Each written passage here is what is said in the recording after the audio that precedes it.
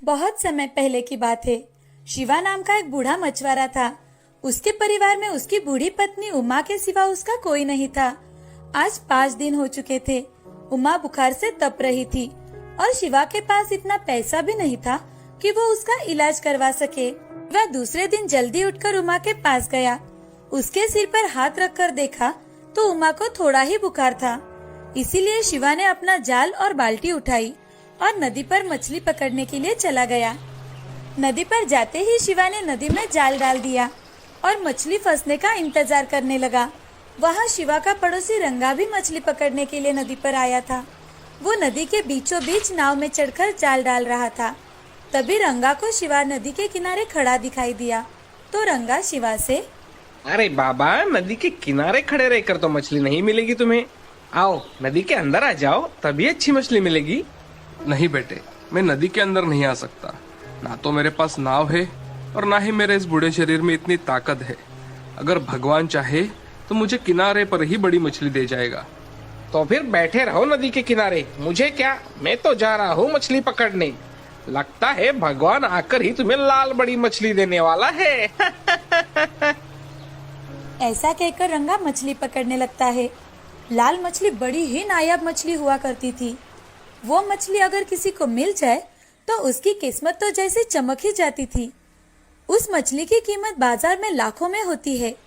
शिवा ने रंगा की बातों पर ध्यान ही नहीं दिया और काफी देर इंतजार करने के बाद नदी में से खुद का जाल निकालने लगा।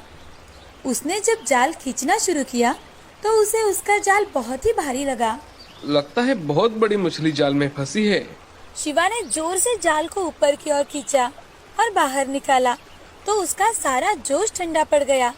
उसने देखा कि उस जाल में मछलियां ना होकर प्लास्टिक की बोतलें, शूज और नदी में फेंकी हुई चीजें थी। वो देखकर शिवा बहुत उदास हो जाता है। ये देख रंगा शिवा से, अरे बाबा, तुम्हें तो बहुत बड़ा खजाना मिल गया है। ऐसे ही खजाना मिलता रहा तो एक दिन तुम जरूर अमीर बन जाओगे। शिवा ने रंगा की बातों पर ध्यान ना देकर जाल में से सारा कूड़ा निकालकर फिर से नदी में जाल डाल दिया और मन ही मन, हे भगवान, इस दुनिया में कैसे लोग हैं जो नदी हमें पानी देती है, जिसे हम माता कहते हैं, उसी में कूड़ा कचरा डाल देते हैं। शिवा ने फिर से नदी में से जाल निकाला तो उसमें छोटी छोटी मछलियां फंसी हुई थी। लगातार मेहनत करने से उसका बूढ़ा शरीर बहुत थक गया था। इसीलिए जो मछलियां फंसी थी उन्हें समेटकर शिवा बाजार में चला जाता है। बाजार जाकर एक जगह पर मछलियां रखकर शिवा ग्राहकों का इंतजार कर रहा था। पूरा दिन बीत जाता है।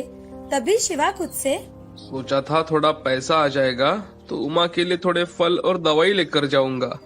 शिवा सोच ही रहा था कि वहाँ एक आदमी आया और शिवा से, बाबा, ये मछलियाँ कितनी की दी आपने? बेटा, ये मछलियाँ तो वैसे 200 रुपए की है, मगर शाम हो जाने के कारण तुम्हें मैं ये मछलियाँ 150 रुपए में दे दूंगा। 150 बहुत ज्यादा होता है बाबा, मैं तो इन मछलियों के 100 रुपए दूंगा। वैसे भी अब बाजार बंद होने वाला है, अब आपकी ये मछलियाँ कोई खरीदेगा भी नहीं। उसकी बातें सुन शिवा भी क्या करता।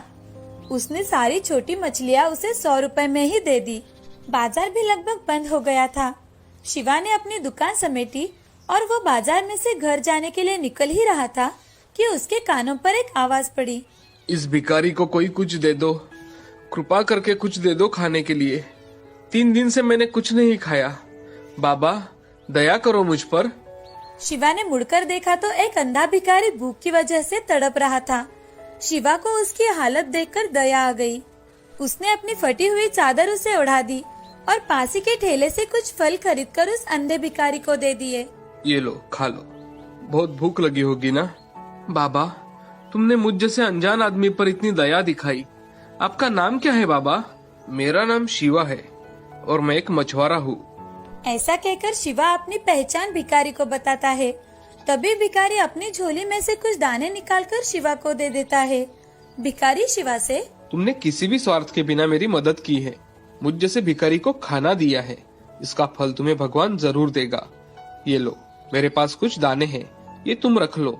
सुबह नदी में जाल डालने से पहले इसे पानी में फेंकना और बाद में जाल डालना।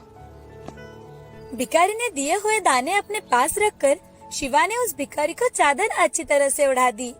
घर जाते ही उमा की तबीयत थोड़ी ठीक है देखकर शिवा को अच्छा लगता है। शिवा ने घर के बचे हुए सामान से दाल, चावल और आलू की सब्जी बनाई और उमा को खाना खिलाया। उमा का खाना हो जाने के बाद शिवा ने उसे दवाइयाँ देकर सुला दिया। बाद में खुद के लिए भी बचा हुआ खाना थाली में परोस दिया। वो खाना खाने के लिए बैठ ही रहा था, तभी उसका प्यारा कुत्ता मोती वहाँ आ जाता है। उसे देखकर शिवा के चेहरे पर मुस्कान छा गई। आओ मोती, भूख लगी है ना, चलो खाना खाते हैं। ऐसा कहकर शिवा मोती के साथ मिल बांटकर खाना खा लेता है। मोती जब भी शिवा के पास आता, शिवा उसे बहुत प्यार से पुचकारता और उसे खाना खाने के लिए देता था।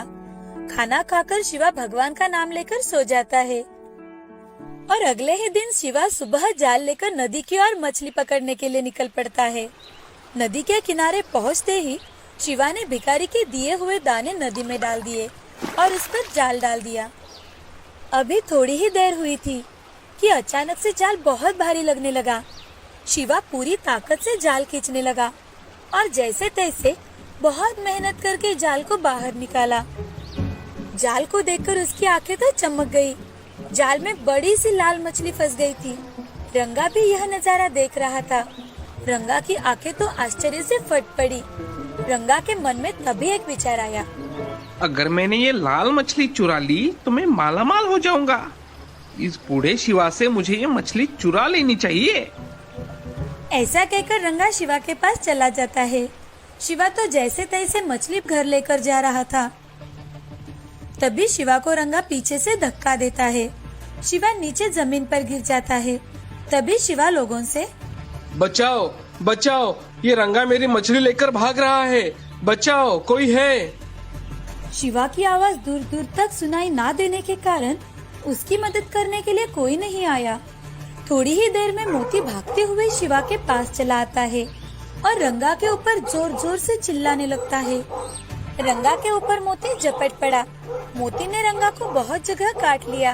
वो बहुत बुरी तरह से जख्मी हो गया था। रंगा दर्द से चिल्ला रहा था। तभी उसका चिल्लाना सुनकर लोग जमा हो गए और लोगों को सच पता चलने के डर से रंगा लाल मछली वही छोड़कर भाग गया। शिवा भी वहाँ पहुँच जाता है। लोगों ने उस मछली को उठाकर शिवा को सौंप दिया। शिवा मछली को देख, मछली बहुत बड़ी है, इसे 2-3 हिस्सों में काटकर अगर मैं बाजार में बेचूं तो इसका दाम भी अच्छा मिलेगा। शिवा मछली को लेकर घर चला जाता है। घर जाते ही शिवा मछली को काटता है तो उसके पेट में लाल रंग का एक चमकदार हीरा होता है। वो देख शिवा मन ही मन, हे भगवान, ये इतना कीमती हीरा इस मछली के पेट में कैसे आया होगा? इस हीरे की कीमत तो लाखों में होगी। इसे पाकर तो मुझे सारी जिंदगी तो कोई काम करना ही नहीं पड़ेगा। ये जरूर उस भिखारी के दिए हुए दानों का ही कमाल है। इस हीरे का एक हिस्सा मैं उस भिखारी को देकर आऊंगा। ऐसा सोचकर शिवा उसी जगह चला जाता है जहाँ वो भिखारी उसे मिला था। मगर उस जगह पर अब कोई नहीं था। वहाँ तो बस शिवा की फटी हुई चादर ही पड़ी हुई थी। शिवा ने लोगों से पूछने पर उन्होंने कहा कि उन्होंने आज तक यहाँ पर किसी भिखारी को नहीं देखा। तो फिर वो भिखारी कौन था जो मुझे दिखाई दिया मगर लोगों को नहीं दिखाई दिया? क्या स्वयं भगवान ने मुझे दर्शन देकर मेरी मदद की? अगर सच में ऐसा होगा तो उन्होंने मेरा नसीब ही चमका दिया है। ऐसा कहकर शिवा मन ही मन भगवान का धन्यवाद देता है और वहाँ से चला जाता है। इस घटना के बाद शिवा की जिंदगी ही बदल गई। उसके जीवन में किसी भी चीज की कोई कमी नहीं थी। वो अपनी पत्नी उमा के साथ और कुत्ता मोती के साथ सुखपूर्वक जीवन व्यतीत करने लगा। साथ ही साथ दिन दुखियों के दिल खोलकर मदद करने लगा था। इस तरह से शिवा का लाल मछली के कारण पूरे जीवन में परिवर्तन आ गया था। गरीब की किस्मत इस तरह से बदल भी सकती है, इस पर अब शिवा का विश्वास हो गया था। वो खुशी खुशी अपना जीवन व्यतीत करने लगा। इस कहानी से हमें ये सीख मिलती है कि हमेशा मेहनत करके अपना काम पूरी श्रद्धा और लगन के साथ करना चाहिए। अगर हमने हमारा काम अच्छी तरह से किया तो हमारी मेहनत का फल हमें अवश्य मिलता है।